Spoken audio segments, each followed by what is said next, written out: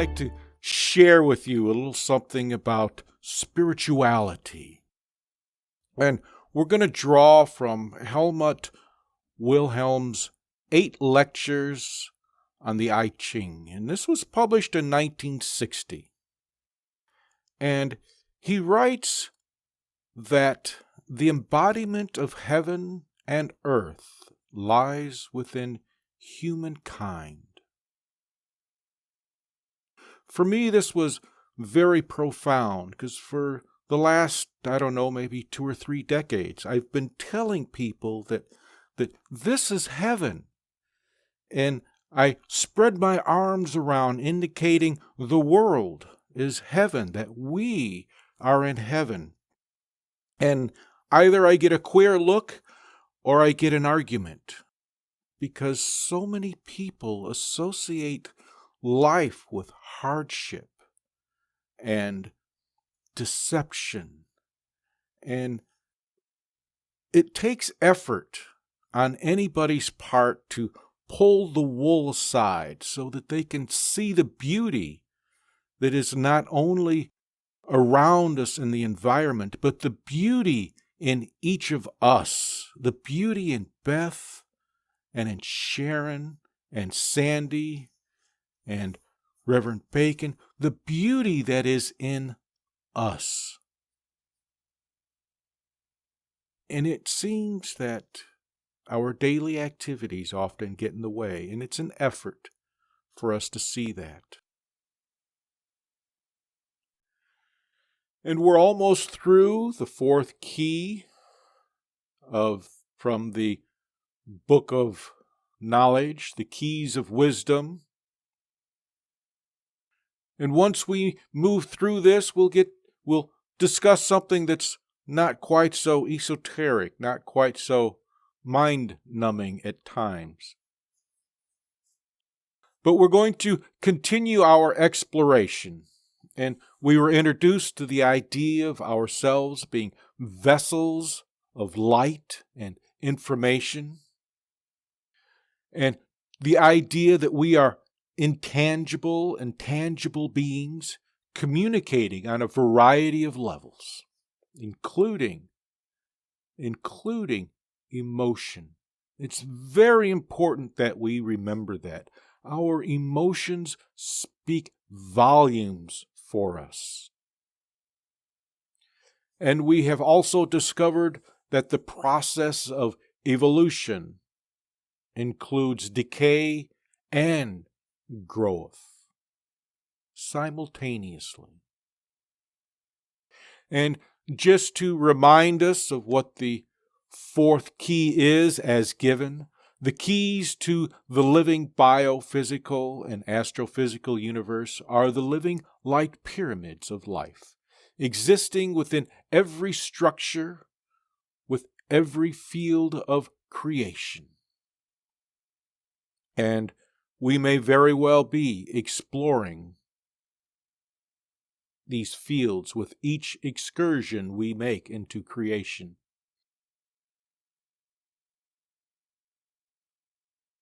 And Hertak writes, this evolution from the physical body of creation to the higher intelligence involves a deeper understanding of life as multi-dimensional evolution, where individuality does not count. I wonder if he knows we're in the United States, where we are supposed to pride ourselves on individuality. But individuality does not count, only the continuity of the human species. And to this end, the physical body must be initiated into the light before it can receive the Overself Body of Light, which is the true I Am identity. We are in the United States, and we value this concept of individuality, but we're being told that individuality does not count. Only the continuity of the human species. And it just dawned on me the message that is just in those 2 sentences, the message that is there. And I would like to hear what you might think of that idea that individuality does not count, only the continuity of the human species. What comes to mind with that, Sandy? Uh-oh, I did it again, didn't I? No, it's a hard concept to grasp, especially when we're all, we're all such individuals. But the second part that you said about the initiation and you have to be initiated before you can accept or become the higher soul. It brought to mind, Sharon might remember this, in our classes many years ago. I do remember my grandmother talking about being the initiate, and I don't know why, but I feel like that was what they were talking about. I remember this concept. I remember that about the higher soul. So that is kind of more easy for me to grasp than that we have no individuality. Maybe they're both kind of the same, but it's easier for me to grasp that second part, understand that second part. I wouldn't necessarily say that we don't have an individuality. Individuality is important because it's part of our self-image. Our self-image is built on that individuality. Mm-hmm. But I would almost suspect that the message here is not to get hung up on that individuality, like so many people do. Mm-hmm. Okay. Well, I did in my younger years. We had this team building event, and the second event was this cliff, this man-made wall, and our facilitator said, pick a wall and climb it. Well, everybody went to, well, maybe not everybody, most everybody went to the middle part, the intermediate part. And, I decided that I'm going to do it my way. And because I decided to do it my way, I'm climbing on this cliff, and it angles out, so I'm climbing outward, and it's getting more difficult. Oops. I couldn't do it, so I had to back down. And that whole incident there was because I was so caught up in being me that I got in the way of me learning something important. So I almost suspect that the message with that might be not to get hung up on that individuality thing. Mm-hmm. Mm-hmm. Okay, that helps. That helps. Good. Good. Yeah. I'm glad. And well, I see Sharon has unmuted herself. Oops, she was writing a note. No, yeah, no, that's fine. I kind of thought when we pass and we are all then energy, we are spirit, there isn't an individuality in that necessarily. We are all spirit.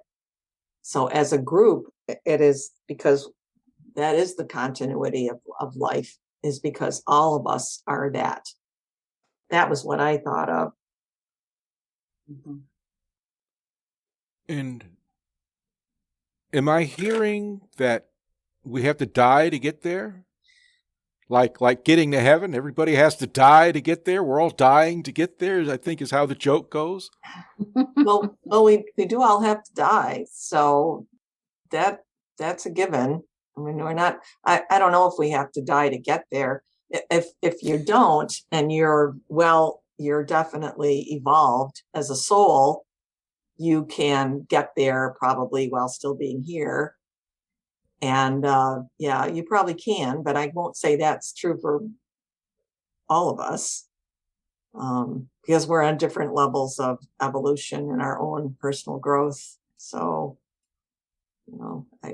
I'm sure there are people on this earth that are very attuned to that part of their spiritual life. I wouldn't get hung up on that either, because, well, one, we're all spirit, Mm-hmm. so we've all got that, and in being spiritual is not necessarily in a higher state of mind. True. It's more of it's more of a harmony. Because when you encounter these spiritual people, their whole demeanor seems to be different than the average person. I know when I encounter them, I can tell, because there's this sense of calmness about them. So it's possible. I'm assuming it's what many of us are working towards, is achieving that. So, and Beth. Yeah, it is. It's hard to wrap my head around.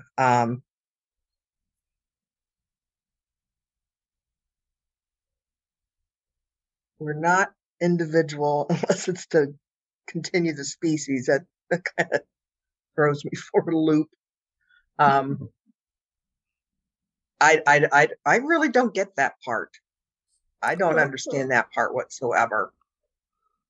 Well, this is how it's worded. Okay. This evolution from the physical body of creation to the higher intelligence involves a deeper understanding of life as multi-dimensional evolution, where individuality does not count. Doesn't say that we're not individuals or that we cannot be individuals.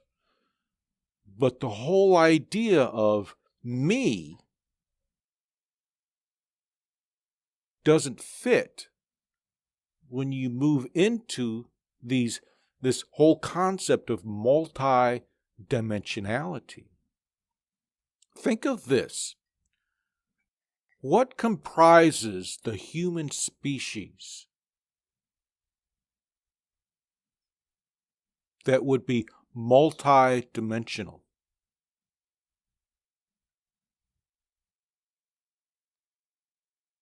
Anybody?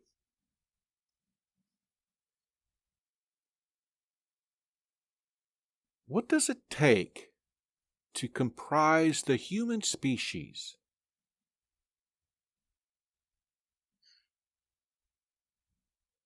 Well, it certainly takes procreation. Okay.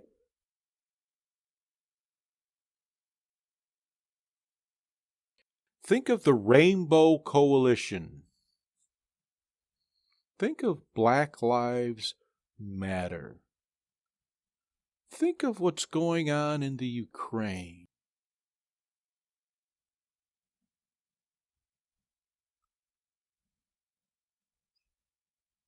Well, people are coming together in those groups.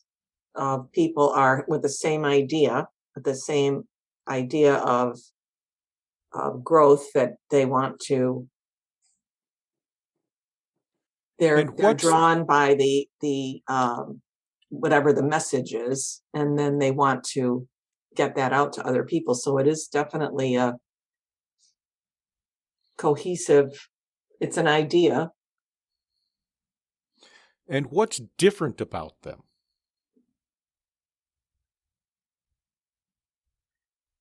Well, they're human rights. Some of them are human rights issues. I guess they all are Think human rights. people, What's the- individuals. Yes, yes. They're a group, and Right. now let's look at them as individuals. What about them makes them an individual?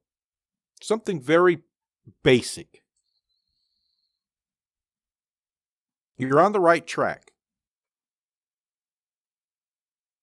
Well, they're all human beings. Of different ethnicity. Okay.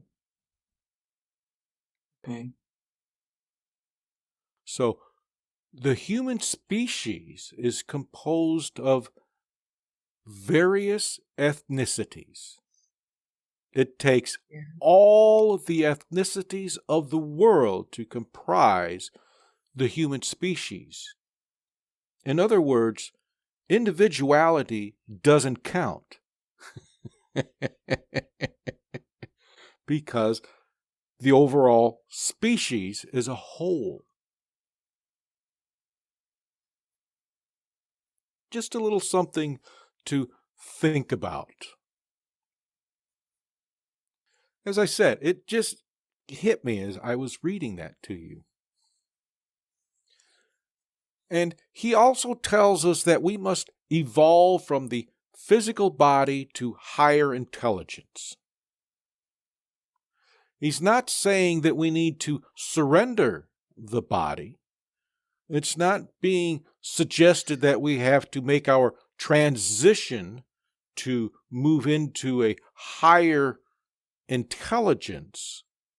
He'd say higher frequency, but higher intelligence, that just means that your thinking shifts from what they call the sensuality to something different. And what might that be? What are your thoughts, Beth? What might that be? To shift into a higher intelligence, to think differently.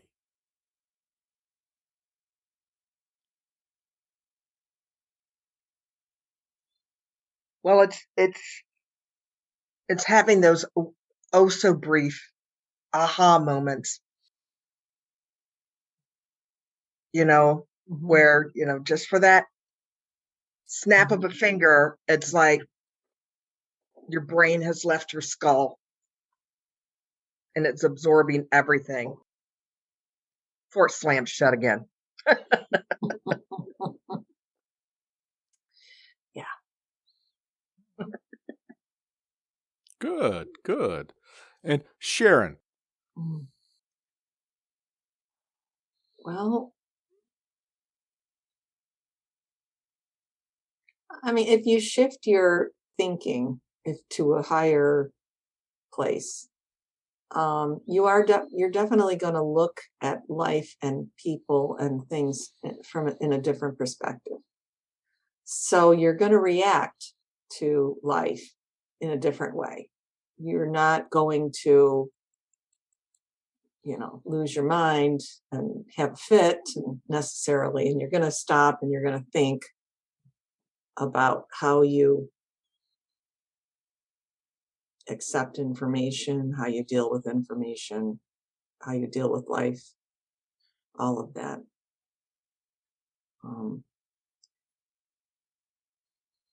I'd like to think that growing older helps with that, and that you're not going to see something today the same way you saw it when you were 18, and that you grow a lot by life's experiences. I mean, all of these experiences make us who we are, and our, through lots of personal growth. So I would hope that if I'm going to take it to the next level, if you're going to go to the next level and in the way you think about things, then hopefully that is going to just add to your spiritual journey. It's going to add to the journey. Live with that for a while, try to, yeah, you know what I mean. Mhm. Very good. Very good. And Sandy. Well, I think, some of the biggest blockers of that going to that higher place are what we deal with all the time: negativity, depression, fear, all of those things. It reminds me of Paul's book. All of those things prevent us from moving in that direction and prevent us from even seeing it, seeing that more positive uh, lifestyle. So I think, but life probably helps us either get better at that or whichever path we take, it either helps us get to that or people give up too. So, but I mean, I think definitely one of the keys is being able to push that back, push those barriers back to help you get to that higher place. So Good. if you can do that, you're on your way. Mm-hmm. Mm-hmm. It sounds like all of you are on your way, because correct me if I'm wrong, but it is summarizing. It sounds like your awareness expands, and as your awareness expands, so does the way you view Mm-hmm. and interpret things. Mm-hmm. Mm-hmm. So, very good. All of you, you're really catching on. You're doing excellent.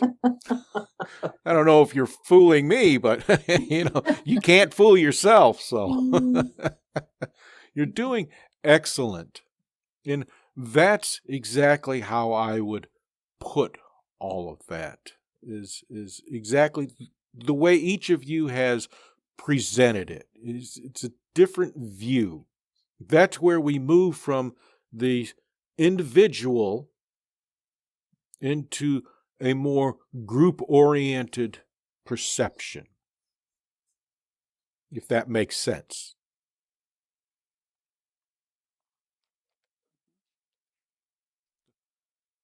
Continuing, now we've got many teachings that tell us that the mind or the soul is enslaved by the body, and that these emotions that we experience, they're of the body, and we've got to get them under control. We've got to tamp them down.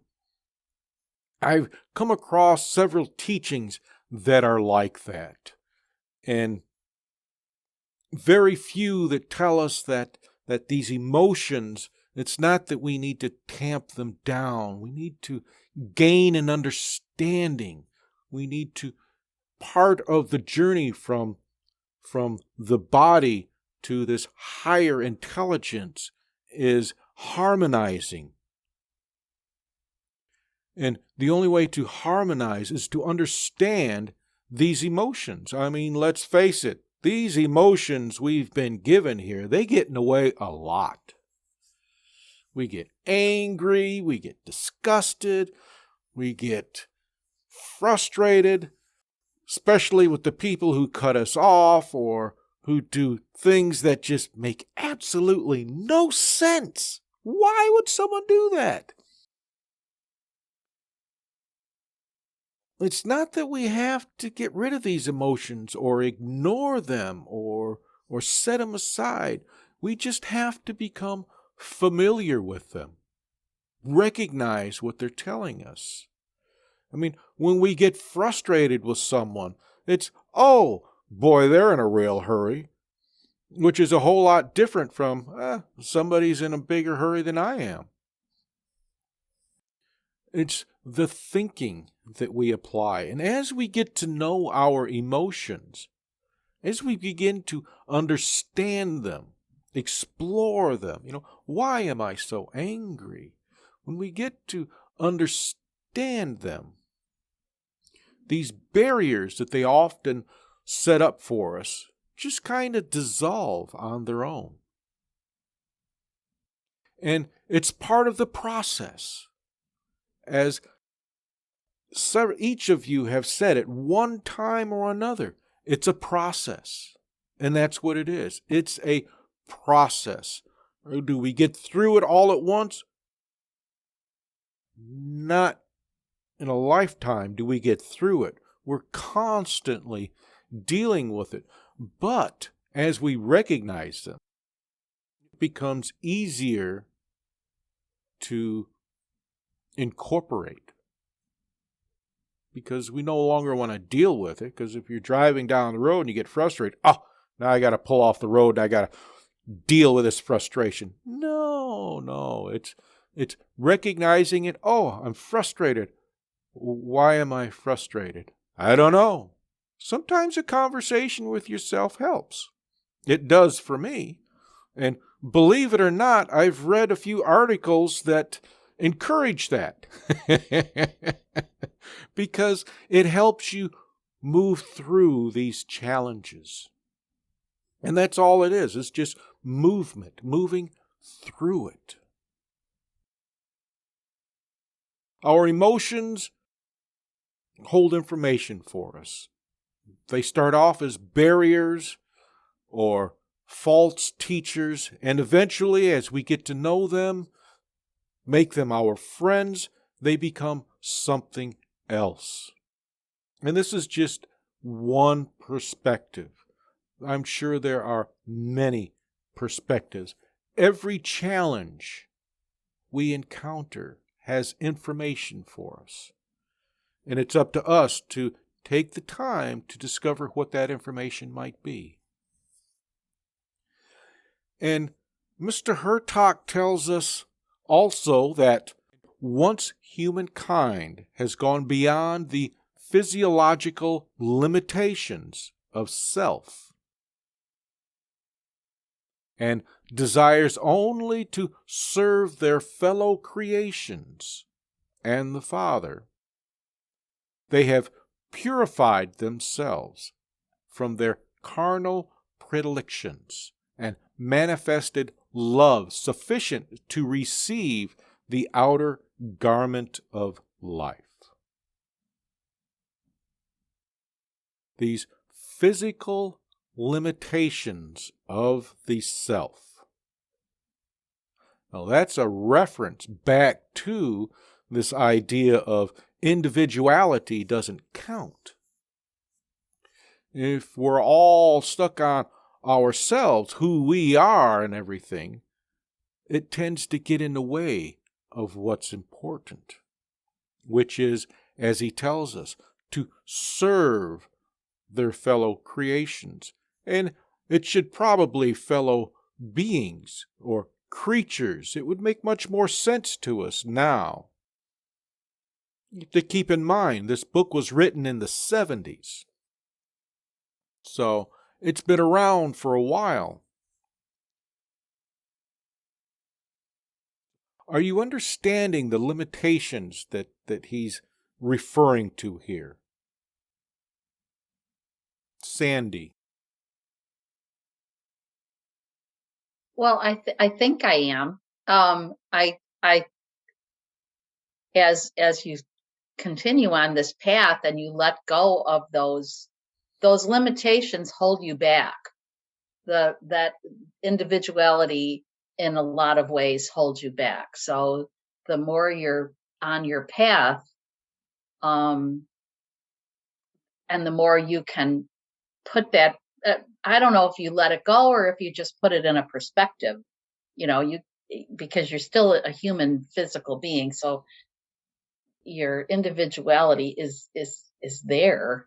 It's what you do with it. And I suppose as you go on the path, you're able to put that individuality in its place where it doesn't hinder your progression.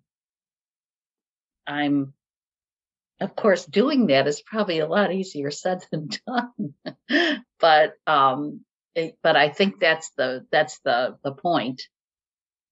The more you can let that go, the more you're going to progress. Excellent. And see things from a better perspective and a higher one. Yeah. Good. Because you didn't just dismiss the individual. Very good. Well, Very good. thank you. And Sharon. Well, you said physiological limitations, correct? Mm-hmm. Yeah. Correct. Yeah.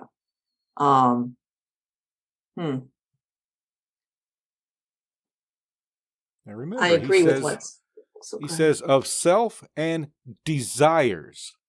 Mm. Okay. Yeah. So you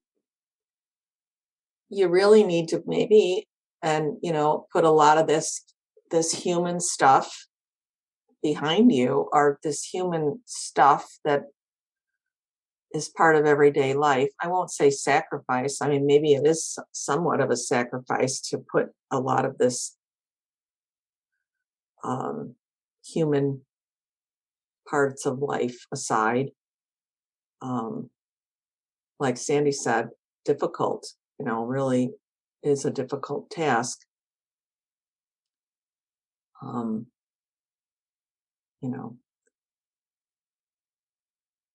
mean, it could be, I suppose it could be any kind of human thing, anything that you want, a bowl of ice cream, or, I want to go to the movies, or whatever you want. I don't know. Don't confuse human being with something as being bad. Okay. I mean, I hear a lot of people, when someone says that, well, we're only human. Well, what they're doing is they're undermining the whole idea of being human, of having an experience. It's not that we have to put these human things behind us, but perhaps in perspective. Mm-hmm. That makes more sense. Yeah. Because that's what harmony is about. It's not about separation. That's balance. You separate one from the other, that's balance. Harmony brings that whole mess together and just kind of stirs it up. It's like mixing up a cake. You put all these ingredients in there and you stir it up. You taste it every now and again. Needs a little bit more of this. And that, you've got that harmony because there's no balance. There's not equal amounts. It's a little bit of this, just enough to make it flavorful. And life is about flavors.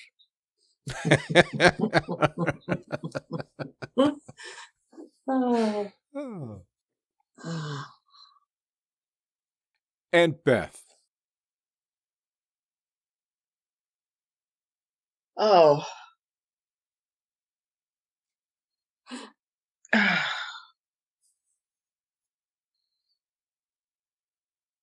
Yeah, it is. I've been my work is changing. Hours are going to change.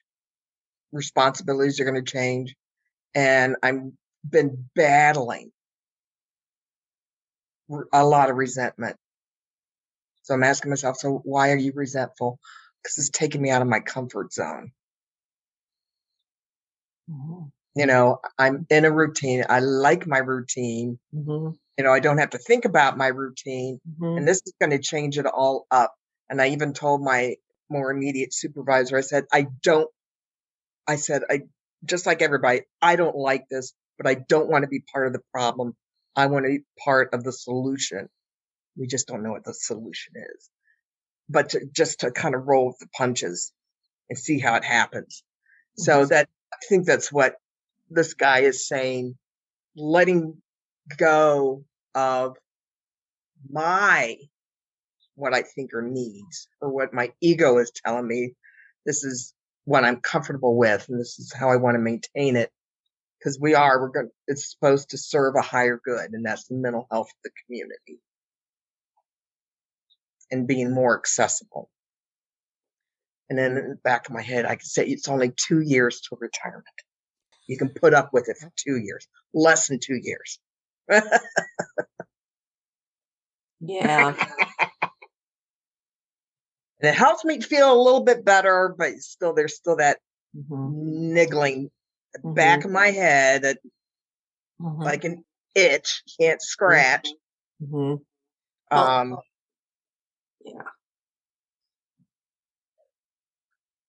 So at times, it's like you said, Reverend Philip, I have to have a good talking to myself, which is kind of nice being home alone with just cats, because nobody knows I'm talking to myself. But again, I'm not talking to myself because I have all my guides around me. Yes. We'll allow that. Yeah. Well, when you said that though about the 2 years and less than 2 years, and it's going to be a change, and I thought, I don't know why I thought this, but the thought came to me that what you're going to take from that 2 years, it's going to be a little different, but it's going to be good. You're going to take, because you're going to be doing something different. It's not going to be as bad. There's going to be some upsides, some positive stuff to this. That's what I thought. And I just felt like if you're going to come away from that with a better understanding or better knowledge or something like that, that's what you said. That's a good perspective to share. Yeah. Good way for me to help try to wrap my brain around it. Yeah. Reframe my thoughts. Well, thank you. You're welcome. And Beth did something very important. She asked herself, where is this resentment coming from? Why am I resenting that? That's putting these human things into perspective. And that's important. Not dismissing it or trying to avoid it or whatever, but to question it, learn from it. So kudos, Beth. Excellent work. Thank you. Oh, good. So once we move beyond the limitations that self implies, meaning that we set the limits,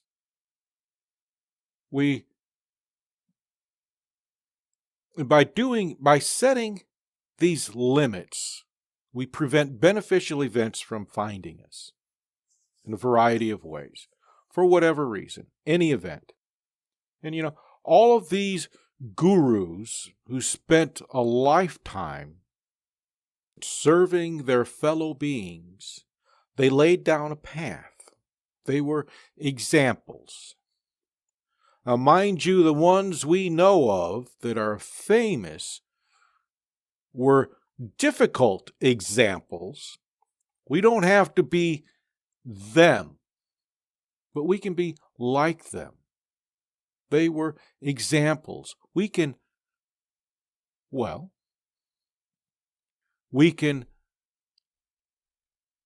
love. We can nurture others.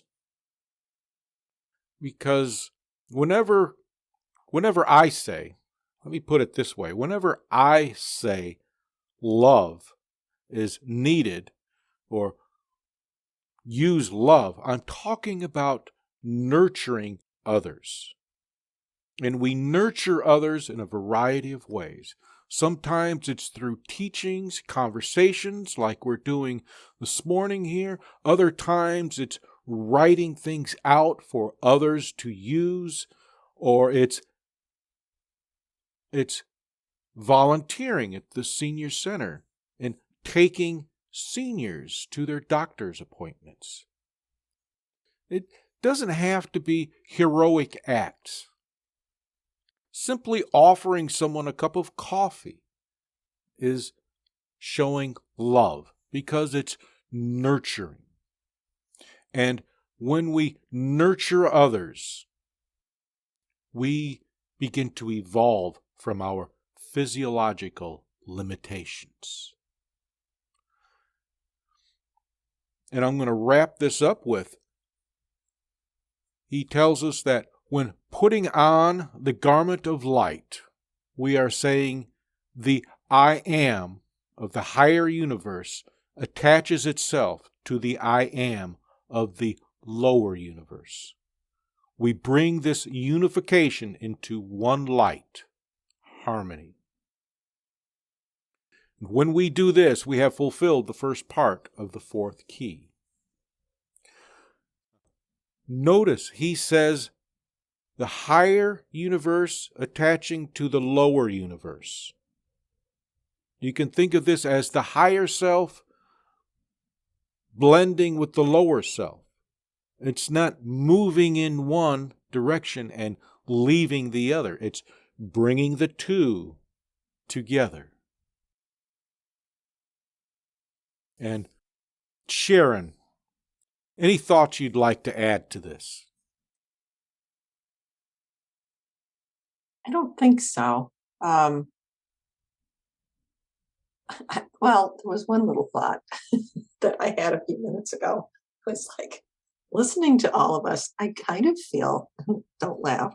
Well, you can laugh if you want, but I kind of feel like this is therapy because we're all, you know what I mean? It's like, this is kind of like therapy. It's good though.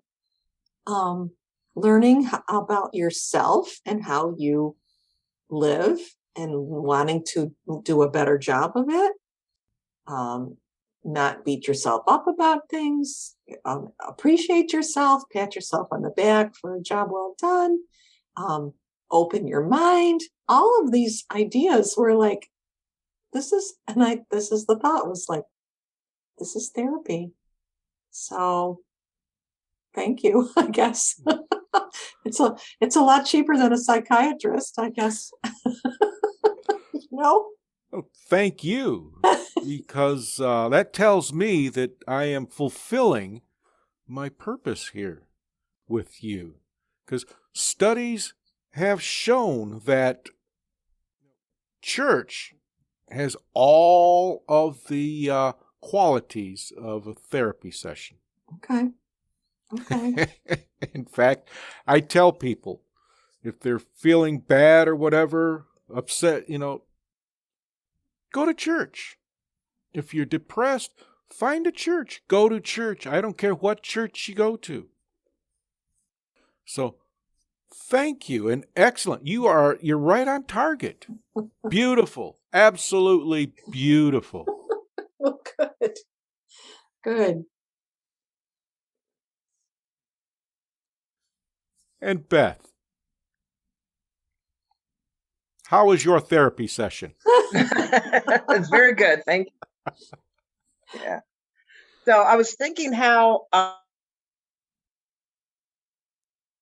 last conclusion was with the book we're reading, where they're talking about the resonance, being in the higher frequency, and the higher frequency attracts the lower frequency to bring it more in line. So it's just a different way of expressing the same thing. And the more each of us little individual human beings do, the better it is for all of us as a whole. It's all that evolution, spiritual evolution. Excellent. Very good. I like that you said the higher frequency draws the lower frequency along with it for harmony, resonance. Excellent. Thank you. And Sandy. Well, I agree with Sharon and Beth, and I just feel like overall that this whole topic was very uplifting, very uplifting. And it just, I don't know, it just staying with you. I just feel like it's just was a great topic. And it was so positive. That's what I liked about it. And it just, I know that's pretty simple, but I don't know, it just felt like a real positive, uplifting message, and hopeful. It just felt like especially with everything going on right now in the world, it just sent a lot of hope. I don't know. That's way. It's just very positive message. Good. Thank you all for the lovely comments or compliments. Yes, thank you for the lovely compliments. Mm-hmm.